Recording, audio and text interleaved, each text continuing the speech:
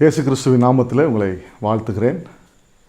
இந்த நாளில் உங்களோட கூட பைபிள்லேருந்து ஒரே ஒரு வசனத்தை சொல்லி ஒரு சின்ன கதை சொல்லி நான் உங்களுக்காக ஜெபிக்கலான்னு இருக்கிறேன். ஒரு வசனத்தை வாசிக்கலாமா? பிலிப்பியர் 4ஆம் அதிகாரம் 19ஆம் வசனத்தை வாசிக்க கேட்கலாம். என் தேவன் தம்முடைய ஐஸ்வர்யத்தின்படி உங்கள் குறைவையெல்லாம் கிறிஸ்து இயேசுவுக்குள் மகிமையிலே நிறைவாக்குவார். நீங்களும் நானும் ஆராதிக்கிற ஆண்டவர் ரொம்ப பெரியவருங்க. அவர் உங்கள் வாழ்க்கையில் இருக்கிற குறைவெல்லாம் நிச்சயமாக நிறைவாக்குவார்.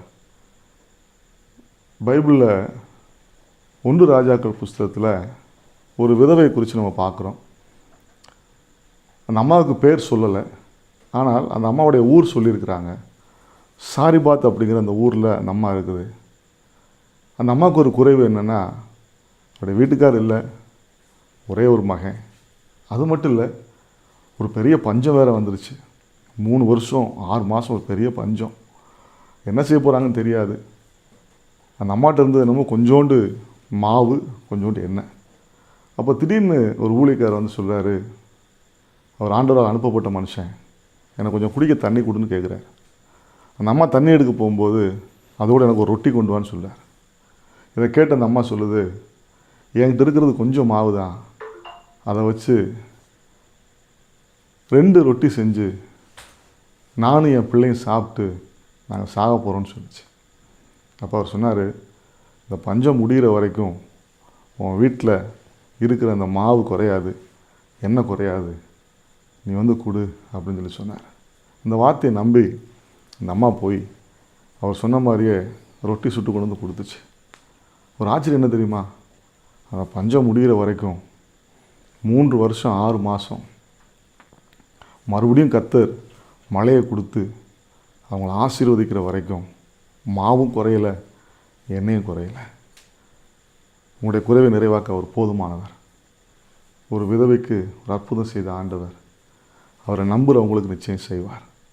ஒருவேளை பணத்தில் குறைவு இருக்கலாம், தொழில் முடக்கமாக இருக்கலாம், அல்லது வியாதியோடு இருக்கலாம், குடும்பத்தில் சமாதானம் இருக்கலாம், இல்லாமல் இருக்கலாம், தனிப்பட்ட வாழ்க்கையில் நிம்மதி இல்லாமல் இருக்கலாம்.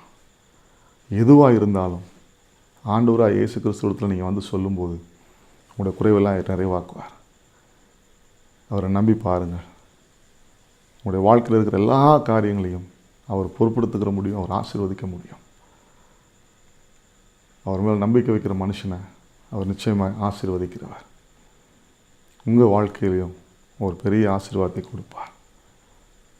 நான் உங்களுக்காக ஜெபிக்க போகிறேன். இருக்கிற இடத்துல ஒரு நிமிஷம் கண்களை மூடி நாம் ஜெபம் பண்ணுவோம். அன்புள்ள இயேசுப்பா, இந்த செய்தியை பார்க்குற நம்முடைய பிள்ளைடைய வாழ்க்கையில் எந்த குறைவு இருந்தாலும் அதை மாற்றி ஆசீர்வதிக்க உம்மாலே முடியும் என்று சொல்லி நாங்கள் நம்புகிறோம். அவங்க வாழ்க்கையில் ஒரு அற்புதத்தை செய்யுங்க.